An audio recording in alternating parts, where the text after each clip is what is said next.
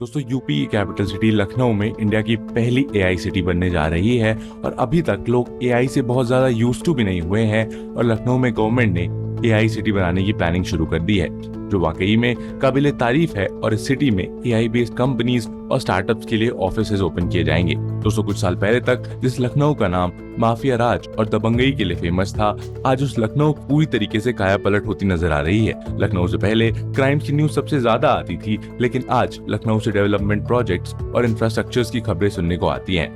लखनऊ में लगातार बिजनेस और एफडीआई की बढ़ोतरी हो रही है और लखनऊ कानपुर एक्सप्रेसवे और कई इंडस्ट्रियल कॉरिडोर्स के जरिए लखनऊ की बाकी सिटीज और स्टेट से कनेक्टिविटी भी इंप्रूव हो रही है। और दोस्तों इसकी दूसरी ओर बिहार की कैपिटल सिटी भी धीरे धीरे विकास की स्पीड पकड़ रही है और पटना में आज कई कंपनीज अपनी इन्वेस्टमेंट बढ़ा रही हैं। बिहार में आईटी पार्क्स डेवलप किए जा रहे हैं। टीसीएस, टाटा मोटर्स और अबॉट ने अपने ऑफिसेज पटना में ओपन किए हुए हैं। अडानी, भारत पेट्रोलियम और अन्य कई कंपनीज ने बिहार इन्वेस्टमेंट समिट में कहा था कि वे पटना में बड़े स्केल पर इन्वेस्ट करने वाले हैं। दोस्तों आप सोच रहे होंगे कि आखिर लखनऊ और पटना जैसी सिटीज में अचानक इन्वेस्टर्स को इतनी अधिक दिलचस्पी कैसे होने लगी है। दोस्तों आपको बता दें कि सिटीज की यूं काया पलट के बाद जैसा कंपैरिजन एक समय पर मुंबई का पुणे से किया जाता था, बैंगलोर का हैदराबाद से किया जाता था, आज कुछ ऐसा ही कंपैरिजन लखनऊ और पटना के बीच किया जा रहा है। इसलिए दोस्तों आइए आज की इस वीडियो में हम इंफ्रास्ट्रक्चर प्रोजेक्ट्स, डेवलपमेंट स्कीम्स और एडवांस टेक्नोलॉजी के सेक्टर्स में दोनों सिटीज के बीच एक हेल्दी कंपैरिजन करेंगे और जानने की कोशिश करेंगे कि आखिर विकास की रफ्तार किसकी ज्यादा है। दोस्तों इस वीडियो के थ्रू हमारा मकसद दोनों सिटीज के बीच डिवाइड क्रिएट करना नहीं है, बल्कि एक एजुकेशनल पर्पस से हम यहाँ की ग्रोथ और अन्य कई मुद्दों पर बात करते हुए ये समझेंगे कि आखिर ये दोनों शहर किस तरीके से न सिर्फ बिहार और यूपी की इकोनॉमी को बल्कि पूरी इंडिया की जीडीपी को बूस्ट करने का काम कर रहे हैं। ये वीडियो काफी इंटरेस्टिंग होने वाली है दोस्तों, तो एंड तक जरूर बने रहिए। नमस्कार दोस्तों, मैं हूँ शशांक पांडे और आप देख रहे हैं world affairs. Lucknow will become magnet city. दोस्तों नवाबों का शहर लखनऊ अपने आप में बहुत खास है। 1920 में इसे उत्तर प्रदेश की राजधानी घोषित किया गया था और ये यूपी का सबसे बड़ा शहर है जो कुल 631 वर्ग किलोमीटर एरिया में फैला हुआ है और इस शहर की टोटल पॉपुलेशन 40 लाख के आसपास है। दोस्तों पिछले कुछ सालों में लखनऊ में हमें कई मेजर ड्रास्टिक चेंजेस देखने को मिले हैं और एक टाइम पर डेवलपमेंट और लखनऊ को एक दूसरे के ऑपोजिट समझा जाता था। यूपी की कैपिटल सिटी होने के बावजूद इसे कोई खास तवज्जो नहीं मिलती थी, लेकिन दोस्तों अब समय बदल गया है। लखनऊ की ग्रोथ एंड डेवलपमेंट का अंदाजा आप इसी बात से लगा सकते हैं कि इस शहर में न सिर्फ यूपी की बल्कि पूरे इंडिया की पहली एआई सिटी बनने जा रही है, जिसकी ऑफिशियल अनाउंसमेंट भी गवर्नमेंट की ओर से की जा चुकी है और इसके लिए गवर्नमेंट ने 100 करोड़ रुपए का शुरुआती बजट भी एलोकेट किया है। एआई सिटी कुल 40 एकड़ में बनाई जा रही है, जहां पर एआई बेस्ड स्टार्टअप्स और कंपनीज अपने ऑफिसेज ओपन करेंगी और 800 से अधिक एआई एंड टेक कंपनीज और करीब 200 स्टार्टअप कंपनीज यहां खोली जाएंगी। यानी कि कुल 1000 कंपनीज के बैठने लायक स्पेस इस एआई सिटी में होगा और कंपनीज को यहाँ 100% स्टैम्प ड्यूटी एग्जेम्पशन भी दी जाएगी। दोस्तों एक तरह से फ्यूचरिस्टिक सिटी होगी जहां पर फ्यूचर की टेक्नोलॉजी पर बात होगी। एक से बढ़कर एक इनोवेटिव आइडियाज और इन्वेंशंस आपको यहाँ देखने को मिलेंगे और एआई सिटी तैयार होने पर सिर्फ इंडिया में ही नहीं ग्लोबल लेवल पर भी लखनऊ का नाम रोशन होगा। लेकिन दोस्तों उससे पहले मैं आपसे बताना चाहता हूँ कि यूपीएससी एक ऐसा एग्जाम है जिसका सपना हर साल करोड़ों लोग देखते हैं, लाखों लोग फॉर्म फिल करते हैं और कुछ हजार बच्चे ही अपनी मंजिल तक पहुंच पाते हैं। आपने भी कभी न कभी ये सपना जरूर देखा होगा, लेकिन कभी कभी हमारी आर्थिक स्थिति या इकोनॉमिक सिचुएशन हमें यूपीएससी की तैयारी करने के लिए सपोर्ट नहीं करती है। मैं मानता हूं कि 7,000 से 15,000 रुपए के कोर्सेज भी मार्केट में अवेलेबल हैं, लेकिन जब बात आती है सिलेक्शन की तो आप अपना टाइम और अटेम्प्ट कहीं भी वेस्ट नहीं कर सकते। लेकिन दोस्तों अब सब चेंज होने वाला है, क्योंकि अनअकैडमी जो यूपीएससी की तैयारी के लिए इंडिया का बेस्ट प्लेटफॉर्म है, जिसके ऑनलाइन पेड प्रोग्राम से पढ़कर यूपीएससी में 70 प्लस एस्पिरेंट्स का सिलेक्शन हुआ है, वो अब आपको 15 मंथ्स यूपीएससी सब्सक्रिप्शन ऑफर कर रहा है मात्र 29,999 में, जिसमें आपको अनअकैडमी प्लस का access with India's highest quality UPSC CSC educators जैसे कि Mrinal sir, Sudarshan Gurjar sir, Sarmad Mehraj sir और मधुकर गोटावे सर। और दोस्तों आपको हिंदी, इंग्लिश और इंग्लिश बैचेस के लिए सेपरेटली 29,999 नहीं पे करना है, बल्कि एक ही सब्सक्रिप्शन में आपको सारी लैंग्वेजेस के बैचेस का एक्सेस मिल जाता है। तो देर मत करिए दोस्तों, अभी जाइए और लीजिए अनअकैडमी प्लस का subscription. Let's crack it. Expansion of Lucknow city. दोस्तों गवर्नमेंट लखनऊ सिटी के एक्सपेंशन की भी प्लानिंग कर रही है और आज जिस तरह से दिल्ली के आसपास के एरियाज जैसे गुरुग्राम, फरीदाबाद, नोएडा और गाजियाबाद में डेवलपमेंट देखने को मिली है, कुछ ऐसी ही प्लानिंग लखनऊ को लेकर भी की जा रही है। 1500 एकड़ एरिया में एयरपोर्ट के पास एरो सिटी बनाने के प्रोजेक्ट पर काम जारी है और लखनऊ में कई रेजिडेंशियल कॉम्प्लेक्सेस और सोसाइटीज भी बनाई जा रही हैं, जिसमें ओमेक सिटी, सुशांत गोल्ड सिटी और शालीमार वन वर्ल्ड जैसी जगहों पर लोगों को वर्ल्ड क्लास सिटी का एक्सपीरियंस मिलेगा। इस प्रोजेक्ट में इन्वेस्टर्स भी जमकर अपना पैसा लगा रहे हैं और हर फील्ड के लिए एक अलग हब लखनऊ में डेवलप किया जा रहा है। एक बड़ी एजुकेशनल सिटी लखनऊ में बनाई जाएगी, जहां पर कई एजुकेशनल इंस्टीट्यूट शुरू होंगे और साथ ही स्टूडेंट्स के लिए हॉस्टल्स भी बनाए जाएंगे। दोस्तों, लखनऊ में इकाना स्पोर्ट्स सिटी का भी प्लान रेडी है और इस जगह को एक स्पोर्ट्स कॉम्प्लेक्स के रूप में डेवलप किया जाएगा। दोस्तों, इन सब प्रोजेक्ट्स और अच्छे इंफ्रास्ट्रक्चर की वजह से देश विदेश की कई कंपनीज लखनऊ में अपने बिजनेस एक्सपैंड कर रही हैं और रिपोर्ट्स के मुताबिक 2023 में यूपी ने एफडीआई के मामले में देश के 22 स्टेट्स को पीछे छोड़ दिया है और इसमें लखनऊ सिटी का एक महत्वपूर्ण योगदान रहा है।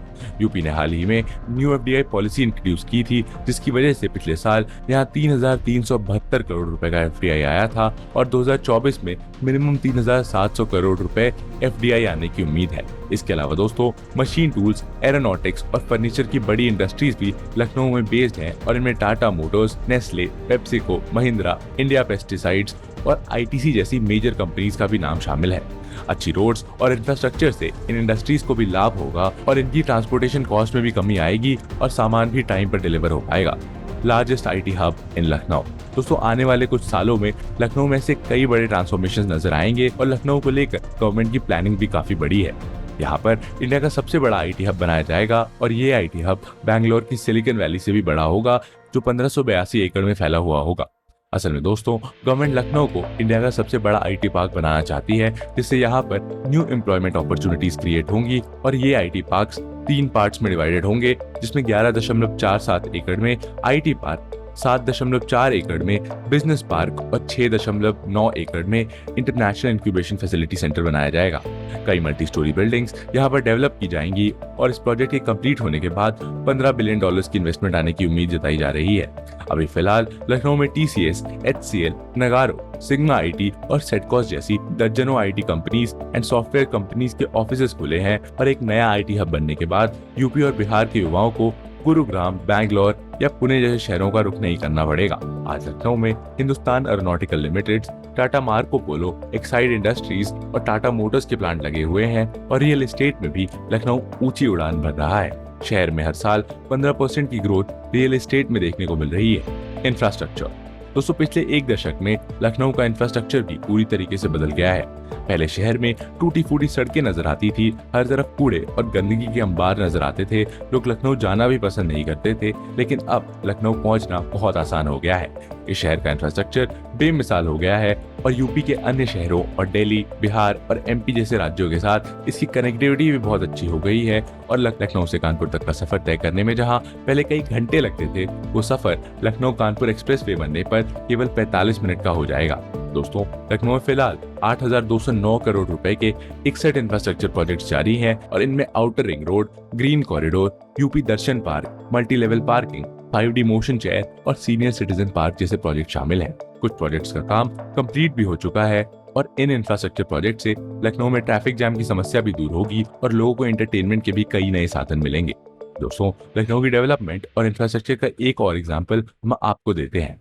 आपको दिल्ली और मुंबई में मैक्सिमम जगह ओपन वायर्स नजर आएंगी, लेकिन लखनऊ में वायरिंग सिस्टम को अंडरग्राउंड किया जा रहा है। सिक्योरिटी पर्पज से पूरे शहर में 1000 सीसीटीवी कैमरास भी लगाए गए हैं और मेट्रो, ट्रेन, बस और फ्लाइट की कनेक्टिविटी लखनऊ में मौजूद है और अच्छी कनेक्टिविटी के कारण आप आज अगर भारत में किसी कोने में भी हो तो आप लखनऊ आसानी से पहुंच सकते हैं। Lucknow ranking in various reports. दोस्तों, लखनऊ में कई फैक्ट्रीज और इंडस्ट्रीज होने के बावजूद यूपी में इसे क्लीन एयर सर्वे में फर्स्ट रैंकिंग मिली है और एक रिपोर्ट में लखनऊ को इंडिया की सेकंड हैप्पीएस्ट सिटी डिक्लेयर किया गया था। दोस्तों, ऐसा कहा जा रहा था यहाँ पर लोग एक सुकून भरी जिंदगी एंजॉय करते हैं, अपने दोस्तों और फैमिली मेंबर्स को भी लोग समय देते हैं। स्वच्छता सर्वेक्षण सर्वे में इस शहर को 12th रैंक मिली है, तो वहीं स्मार्ट सिटीज में इसे 25th स्थान मिला है।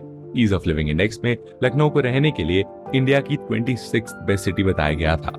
आज लखनऊ में मेडिकल फैसिलिटीज और एजुकेशनल इंस्टीट्यूशंस की भी कोई कमी नहीं है और ये सभी फैक्टर्स लखनऊ को एक बेस्ट सिटी बनाने का काम कर रहे हैं।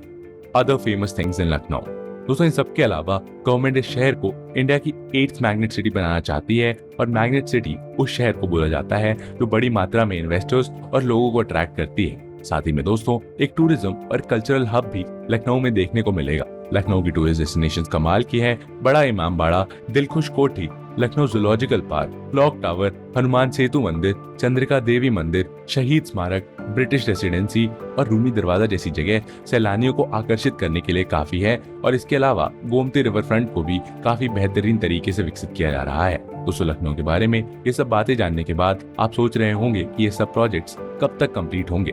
दोस्तों ये सभी परियोजनाएं लॉन्ग टर्म है और अलग अलग फेजेस में इनका काम पूरा होगा। फिलहाल सभी प्रोजेक्ट्स के कंप्लीशन के बारे में कुछ भी कहना मुश्किल है, लेकिन इतना जरूर है कि अगले 5 से 10 साल में लखनऊ का नाम दिल्ली, मुंबई, बैंगलोर और चेन्नई जैसे शहरों के साथ लिया जाएगा।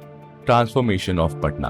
दोस्तों लखनऊ के बाद अब हम आपको ले चलते हैं यहाँ से करीब 500 किलोमीटर दूर पटना शहर में, जो बिहार की कैपिटल सिटी है। दोस्तों एक टाइम था जब पटना का नाम सुनते ही हमारे दिमाग में एक पिछड़े हुए शहर की छवि बन जाती थी, लेकिन आज पटना ने अपनी एक अलग इमेज क्रिएट कर ली है। आज आप अगर गूगल पर भी पटना की इमेजेस देखेंगे तो शॉक हो जाएंगे।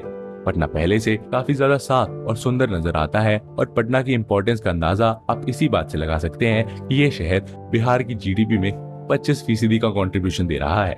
असल में दोस्तों पटना का अपने आप में एक समृद्ध और गौरवशाली इतिहास रहा है और प्राचीन समय में ये मगध राज्य की राजधानी हुआ करता था। 1912 में बंगाल विभाजन के बाद पटना को बिहार की कैपिटल सिटी बना दिया गया और तब से लेकर आज तक ये शहर पूरे बिहार को रिप्रेजेंट कर रहा है। 250 स्क्वायर किलोमीटर एरिया वाले शहर में 28 लाख से अधिक लोग रहते हैं और कुछ एरियाज में यहाँ थोड़ी भीड़ भाड़ जरूर देखने को मिलेगी, लेकिन नई रोड्स और बेहतर होता इंफ्रास्ट्रक्चर इस समस्या को कम करने का यहाँ काम कर रहा है। Economy shifting towards service sector. दोस्तों पटना की इकोनॉमी वैसे तो लेदर, गारमेंट्स और एग्रीकल्चरल प्रोडक्ट्स पर बेस्ड है, लेकिन गवर्नमेंट अब इस इकोनॉमी को सर्विस सेक्टर और आईटी सेक्टर की ओर शिफ्ट कर रही है। पटना के पाटलिपुत्र एरिया में 53 करोड़ रुपए के बजट के साथ 58 एकर्स में आईटी पार्क डेवलप किया जा रहा है और इस हब के डेवलप होने के बाद ऐसा अनुमान लगाया जा रहा है कि कई बड़ी कंपनीज अपने ऑफिसेज पटना शिफ्ट कर सकती हैं या नए ऑफिसेज ओपन कर सकती हैं। पटना में अन्य सिटीज के मुकाबले कंपनीज को भी चीपर वर्कफोर्स का फायदा होगा। सिटी मेयर्स फाउंडेशन की रिपोर्ट में पटना को वर्ल्ड की 21st और इंडिया की 5th फास्टेस्ट ग्रोइंग सिटी का दर्जा दिया गया है और साइंस एंड टेक्नोलॉजी को बढ़ावा देने के लिए शहर में 640 करोड़ रुपए की लागत से पटना साइंस सिटी का निर्माण किया जा रहा है। पटना में आज कई स्टार्टअप्स भी खुल रहे हैं और साल 2009 में वर्ल्ड बैंक ने पटना को स्टार्टअप के लिए इंडिया की 2nd बेस्ट सिटी का दर्जा दिया था। दोस्तों आज पूरे बिहार से लोग पटना की ओर मूव कर रहे हैं और इनमें से एक बड़ी संख्या उन लोगों की भी है जो पहले नौकरी के लिए दिल्ली या मुंबई जैसी मेट्रो सिटीज का रुख करते थे। कोविड-19 पैंडेमिक के बाद बहुत से लोगों ने पटना में अपना छोटा मोटा बिजनेस सेटअप किया है और उनमें से कई बिजनेसेस ने काफी अच्छी ग्रोथ भी की है। Patna solving major problems. दोस्तों पटना के मेजर प्रोजेक्ट्स में लोकनायक जयप्रकाश एयरपोर्ट के एक्सटेंशन का काम शामिल है और ये काम काफी तेजी से किया जा रहा है। इंडस्ट्रियलाइजेशन को बढ़ावा देने के लिए 137 किलोमीटर की रिंग रोड भी बनाई जा रही है और इस रिंग रोड को बनाने से शहर को ट्रैफिक जैम से थोड़ी राहत मिलने की उम्मीद बताई जा रही है। ट्रैफिक की समस्या को दूर करने के लिए शहर में पटना मेट्रो प्रोजेक्ट पर भी काम जारी है और पहले फेज में यहाँ 2 मेट्रो लाइंस डेवलप की जा रही हैं, जिनकी लेंथ लगभग 31 किलोमीटर होगी और इस प्रोजेक्ट के तहत 24 मेट्रो स्टेशन पटना में बनाए जा रहे हैं। दिल्ली मेट्रो रेल कॉर्पोरेशन इस प्रोजेक्ट में पटना मेट्रो रेल कॉर्पोरेशन को गाइडेंस प्रोवाइड कर रही है और आज के टाइम पर पटना कितना डेवलप हो गया है ये सुनकर आपको जरूर हैरानी होगी। पटना सिटी में पूरे एशिया का सबसे बड़ा फ्री वाईफाई जोन बना हुआ है और शहर के बीच में 20 किलोमीटर के एरिया में गवर्नमेंट ने वाईफाई जोन बनाया है और इसके अलावा इंडिया का 3rd largest bridge Mahatma Gandhi सेतु भी पटना में ही बना हुआ है। इंफ्रास्ट्रक्चर। दोस्तों पटना का इंफ्रास्ट्रक्चर लगातार डेवलप किया जा रहा है और पिछले कुछ सालों में यहाँ इतने फ्लाईओवर्स बनाए गए हैं कि शहर को अब सिटी ऑफ फ्लाईओवर्स के नाम से पहचान मिलने लगी है। फिलहाल इस शहर में 80 से अधिक फ्लाईओवर्स हैं और कुछ और फ्लाईओवर्स और ब्रिजेस अगर बन जाते हैं तो पटना का नाम Guinness book of world records में दर्ज हो जाएगा। इसके अलावा दोस्तों 200 करोड़ रुपए के बजट के साथ पटना में यूनिटी मॉल बनाया जा रहा है, जिससे लोगों को मनोरंजन के बेहतर ऑप्शंस मिलेंगे और ये मॉल रेडी होने के बाद बिहार का सबसे बड़ा मॉल होगा। स्मार्ट सिटी मिशन के अंदर पटना में 40 नए प्रोजेक्ट्स की नींव रखी गई थी और 1680 करोड़ रुपए के साथ इन प्रोजेक्ट्स में से 26 प्रोजेक्ट्स पर काम पूरा हो चुका है और बचे हुए प्रोजेक्ट्स भी बहुत जल्दी पूरे हो जाएंगे। दोस्तों एक टाइम पर पटना के स्टूडेंट्स हायर एजुकेशन के लिए दूसरे स्टेट्स का रुख करते थे, लेकिन आज अन्य शहरों और राज्यों के बच्चे पटना में पढ़ने के लिए आ रहे हैं। IT Patna, Aryabhatta university, Patna women's college, Pataliputra Vishwavidyalaya और एमिटी यूनिवर्सिटी जैसी कई बड़े एजुकेशनल इंस्टीट्यूशन भी इस शहर में खुले हुए हैं और एम्स और अन्य हॉस्पिटल्स में आज सभी प्रकार की मेडिकल फैसिलिटीज मौजूद हैं। पहले के समय में कंपनीज पटना जैसी जगह में इन्वेस्ट करने से डरती थी। शहर में एनर्जी क्राइसिस एक बड़ी समस्या थी। क्राइम रेट भी शहर में अधिक था और अच्छा लॉ एंड ऑर्डर ना होने की वजह से ही बिजनेसमैन और एंटरप्रेन्योर्स भी यहाँ आने से घबराते थे। लेकिन अब दोस्तों पटना की पूरी तरीके से काया पलट की जा रही है और यहाँ ग्रीन एनर्जी और रिन्यूएबल एनर्जी के यूज को भी बढ़ावा दिया जा रहा है और कई कैंपेन्स गवर्नमेंट की ओर से चलाए जा रहे हैं जिससे आम जनता तक गवर्नमेंट पॉलिसीज की जानकारी पहुंच सके। Sectors to be improved. दोस्तों पटना भले ही तेजी से डेवलप हो रहा हो, लेकिन कुछ सेक्टर्स की ओर अब भी पटना को काफी काम करने की जरूरत है। स्मार्ट सिटी रैंकिंग में पटना को 83rd रैंक पर रखा गया है, जो बिलो एवरेज रैंकिंग है और इंडिया फिट रिपोर्ट में पटना को सबसे अनहेल्दी सिटी बताया गया है। पटना की गिनती सबसे पोल्यूटेड सिटीज में होती है और SAFAR के डेटा के अनुसार पटना का एवरेज AQI स्कोर 544 है और ईज ऑफ लिविंग इंडेक्स में भी फिलहाल पटना की रैंकिंग काफी नीचे आती है। पटना में एक बड़ा शहर बनने का पोटेंशियल है और पूरे बिहार में सबसे ज्यादा पर कैपिटा इनकम पटना के लोगों की ही है।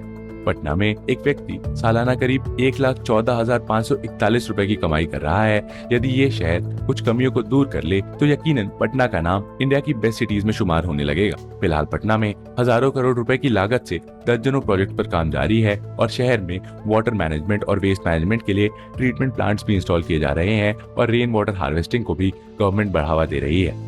इसके अलावा दोस्तों पटना अपने टूरिज्म सेक्टर को भी प्रमोट कर रहा है और आज दुनिया में ऐसे कई शहर और देश हैं जहां की पूरी इकोनॉमी सिर्फ टूरिज्म बेस्ड है और पटना भी अपनी टूरिज्म इंडस्ट्री के जरिए खूब पैसे कमा सकता है। इस शहर में गोलघर, संजय गांधी बायोलॉजिकल पार्क, महावीर मंदिर, बुद्ध स्मृति पार्क, अगम का कुआं, Patna museum, floating restaurant, Jain जल मंदिर, MG सेतु प्लानिटेरियम और इस्कॉन टेम्पल जैसी अनेकों जगह टूरिस्ट को आकर्षित करने के लिए काफी है। कंक्लूजन। तो दोस्तों आज की इस वीडियो में हमने आपको पटना और लखनऊ के बारे में काफी डिटेल में बताया और दोस्तों हमें उम्मीद है कि आपको ये पूरी इन्फॉर्मेशन पसंद आई होगी। ये वीडियो देखने के बाद शायद आप लखनऊ सिटी को बेहतर कहेंगे, लेकिन पटना भी आज किसी मामले में पीछे नहीं है और जिस स्पीड पर पटना ग्रो कर रहा है उसे देखते हुए ये कहना भी गलत नहीं है कि पटना में इतना पोटेंशियल है कि ये फ्यूचर में लखनऊ को पीछे छोड़ सकता है। दोस्तों दोनों शहरों में सब कुछ यदि प्लान के हिसाब से होता है तो यकीनन ये शहर यूपी और बिहार की ही नहीं इंडिया की इकोनॉमी को भी बूस्ट करने का काम करेंगे। दोस्तों अब आप दोनों सिटीज के बारे में अच्छी तरह से समझ गए होंगे। अब आपकी बारी है, आप हमें कमेंट करके जरूर बताइए कि पटना और लखनऊ में आपको कौन सा शहर ज्यादा पसंद है और क्यों। और दोस्तों क्या लगता है आपको कि फ्यूचर में कौन सा शहर विकास के रेलवे ट्रैक पर आगे दौड़ता नजर आएगा, ये भी जरूर बताइए हमें कमेंट सेक्शन में। मिलते हैं आपसे ऐसे ही एक और इंटरेस्टिंग और इन्फॉर्मेटिव वीडियो के साथ, तब तक के लिए जय हिंद।